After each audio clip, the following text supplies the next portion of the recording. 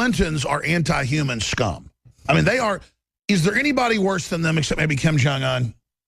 Well, the Bushes are in the same league. I think the Bushes are actually bigger criminals in terms of the overall. Well, they got a lot of the Nazi money. That's why they're really secret. They start with Prescott Bush, the patriarch of the Bush family, the U.S. Senator. They held the war chest for Hydra. Yeah, he was basically financing the Third Reich's war machine. Which symbolizes a Hydra. That people think that's Captain America. I'm saying that's actually the group. Yeah, it is. I think that, of course, the two families, the Bushes and the Clintons, as you can see in both of these books, they're connected at the hip. It's one crime family. They're in it together, folks. That's why Bill says, George Bush says that Bill is like his brother, and that makes Hillary like his sister-in-law. And Barbara Bush. Don't talk about Clinton. She's my son. Yeah, she says that Bubba is the fourth Bush brother. God forbid.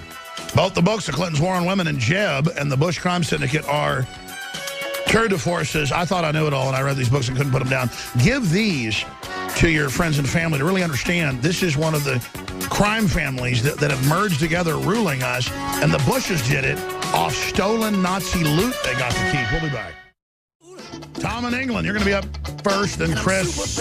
Eric, is that Eric or Erica? My eyes are going. Jim, David, 800-259-9231.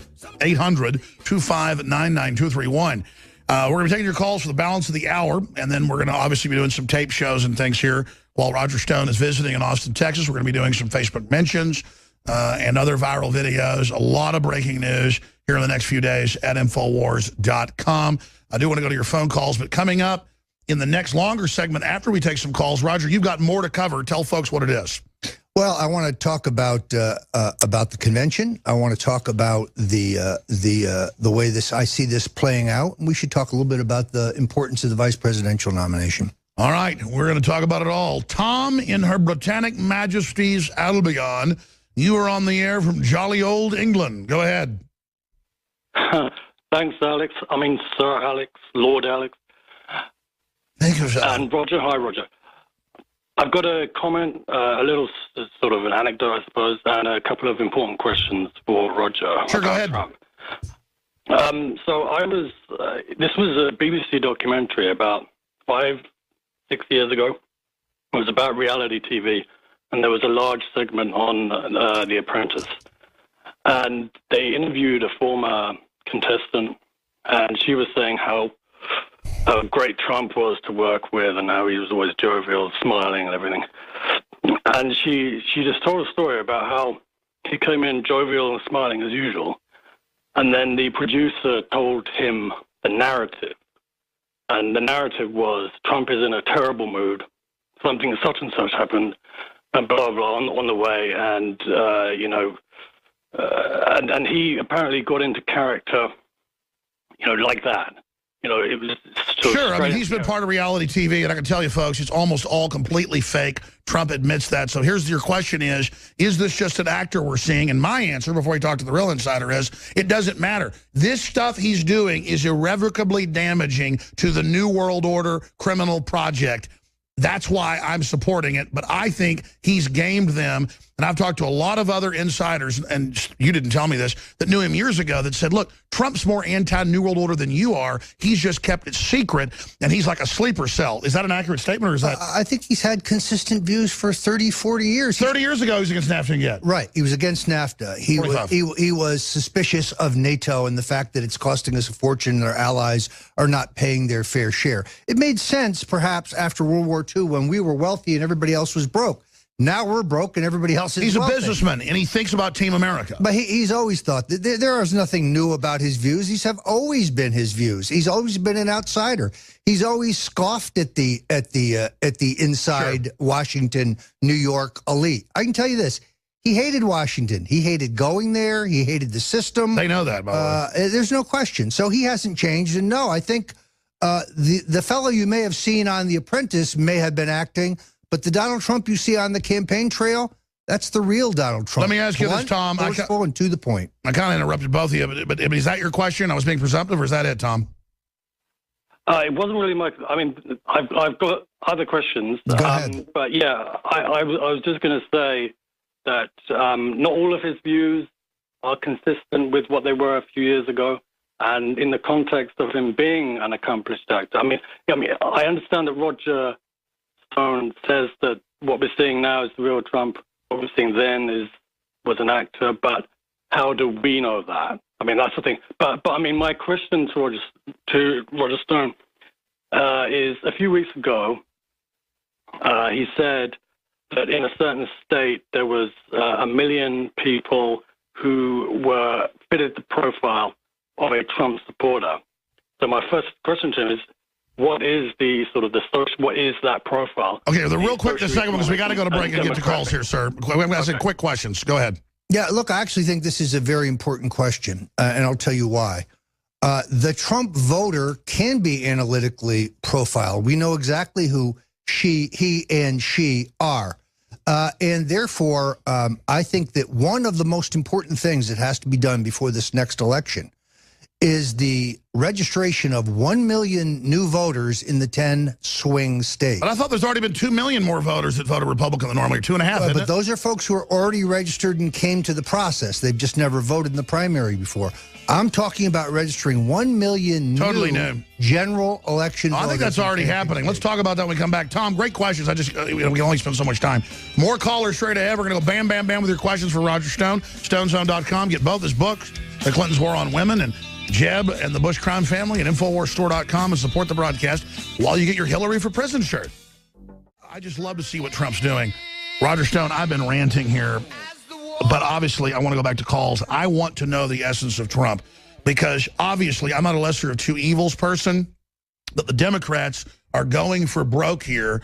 They're annihilating free speech. They have people with Mexican flags all over California beating up women, beating up families. The mayors are on the news saying it's a great thing. This is real news, mainstream news on Infowars.com, with just bizarre statements by these people that I don't even call the left, because I'm, what you call liberal on most issues, but I'm for free market, Second Amendment and stuff like that, so I'm called this super right-wing extremist. No, I'm for free speech, so I'm the liberal. But they're so dangerous, they've got to be met, they've got to be resisted. It's so obvious that Trump is the only choice, and I think he should get 2-3 million new voters to come in and vote. And I think that is the initiative, reaching out to people of every race, color, and creed, and saying, you're being scammed. This is a fraud. Don't be intimidated. Go register to vote and go after them. My concern is, and I don't want to discourage folks, is election fraud. We just saw an Austrian nationalist 10 points ahead in every big poll, and then he loses to the Green Party socialist people that actually said in a campaign ad, liking Austria is bad, Austria sucks, in German. I'm not joking. So what is this leftist self-loathing mental illness, and how do we counter it? That's a lot of stuff, but that gestalt there, I'm supporting Trump because his enemies are so bad regardless, but I believe he is the real deal and will deliver. I believe that in the last 2 presidential cycles, the Democrats have done a much, much better job of voter registration. The good news is, however, there are not a bunch of unregistered Democrats out there for them to bring in. Now, they can try to bring in illegals, and they have done that in some places, but the Republicans have not done a good job of voter registration. Is that because of internal sabotage? No, I think it's actually because there was no market. Now, with Donald Trump as the head of the party, now suddenly there is a market. There are at least 1 million people in the 10 key states willing to become Republicans because they've been drawn to the party by Trump. They weren't interested for Mitt Romney. They didn't even vote 4 years ago. Those people can be located through a sophisticated analytic and modeling program. And in the Floridas, and Ohio's, and Nevadas, and Arizona's, and Pennsylvania and Florida, the key states, they can be brought to the polls. And what about just people that are patriots of every race, color, and creed, that aren't liberal or conservative, that are just common sense, saying, hey, I'm doubling down. I'm going to go out and find 4 or 5 of my friends that are liberal on some issues but aren't suicidal for the country, and I'm going to take them by the hand and go get them to register to vote.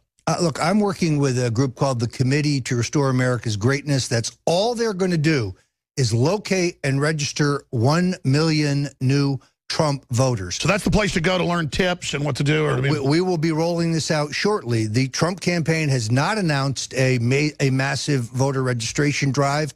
I think it's an absolute necessity as a political professional, as someone who's a veteran of 9 Republican presidential campaigns, starting with Nixon, through Reagan, Bob Dole, still doing penance for helping the Bushes. That's why I had to write the book. I can tell you this is the key to victory. That's how close this is going to be. It's the only hedge against vote stealing by the Clinton machine. So I'm going to be putting my back into voter registration. A goal very simple: 1 million new Trump voters. You could even call it something like red-blooded Americans. We're of every race, color, and creed. We love freedom, and we're for Trump. We're for the Republic. Red-blooded Americans. Yeah. Meanwhile, you've got the Never Trump operation. Now, this just continues to confound me. Look, Bill Kristol is a friend of mine. I like Bill Kristol. We don't agree on hardly anything. He really should get out of politics and stick to starting wars and writing, because he's a writer. Here's the point. You telling me that the conservative Republican members of Congress, the people who gave us an 80% increase in our $13 trillion debt, they're worrying about soiling themselves by endorsing Donald Trump? Please give me a break. Or those who say, oh, he's not a conservative. Well, what kind of conservative are they? The kind of conservatives like George W. Bush, who tells us Islam is a peaceful religion and who brought us into an endless war with no point? Or Donald Trump, who says, let's find ISIS and destroy them? I know which kind of conservative I am. And they don't want the wars here. They just want to keep them going forever. I talked to the special ops guys, Delta Force, you name it, the Marines, the Navy, all of them. They go, look, whenever they turn us loose, we wipe them all out. We have to sit there in bases and let them attack us. Well, the idea of a third candidate, an independent candidate, who now turns out to be a writer at the Weekly Standard, this is some kind of fraternity joke. Here are your choices: Hillary Rotten Clinton or Donald Trump. Those are your choices. Terrific piece today by Richard Viguerie, an old friend of mine, a real purist conservative, but who makes the case that for conservatives, this is the only choice. Trump is the only choice, and the Never Trump people need to get over it and get on board. We've got more to cover about the VP and stuff, but let's go to the calls. Let's talk to Ben in California. He was at San Jose anti-free speech rally where a woman was beat up, and the news said she deserved it. The mayor's like, you know, get hit in the head with a Mexican flag and an egg in your face that cut it, get punched in the eye, a bleeding woman. And it's racially motivated. It's crazy. And man, I love Hispanic people. That's not just like some one-off. I mean, it's true. I like everybody, but I really like Hispanic folks, like the culture, the food, everything. I don't like how Mexico's degenerated into a narco-terrorist state and how the culture pushed by the media is gangbanger, 18-year-old thugs who've been in and out of juvie hall running around beating up women. I mean, come on, folks. You really going to endorse a bunch of Mexican gangbangers beating up people? And I mean, come on, folks. I mean, don't people understand that that condoning this is going to create major division in this country, and that's why they're allowing this to happen and why they're endorsing it, is to create silent, cloistered, white, fearful racism, so that then that we can all be managed as racial groups like prisoners. I mean that's my view. But it's going so far, and we're going to go to Ben. I think it's a mistake. Here's why. Because at the end of the day, I think Hispanic voters care more about economic opportunity.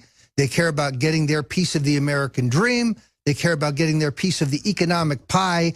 And the only person who's going to allow them to do that is Donald Trump. He's a job creator. He understands the economy. He's got a terrific tax reduction plan that is pro-growth and very dynamic.